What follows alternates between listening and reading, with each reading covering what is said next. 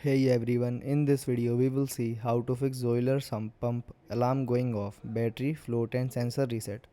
Fix 1 is check the water level.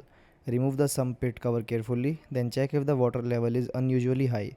If the water is high, make sure the pump turns on and remove the water. Second one is check the backup battery. Look at the battery, charger or controller. Check for low battery or battery fault light. Make sure the battery cable are tight and clean. Then recharge or replace the battery if it is old or no longer hold a charge.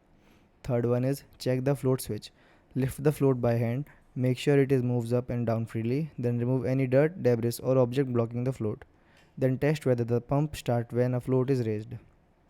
Fourth one is clean the water sensor. Locate the alarm sensor inside the sump pit, then wipe off dirt, sludge or mineral buildup. Then make sure the sensor is positioned correctly. Test the alarm again. Fifth one is check the power supply. Make sure the pump is plugged in, then check if the circuit breaker has tripped. Reset the breaker if needed.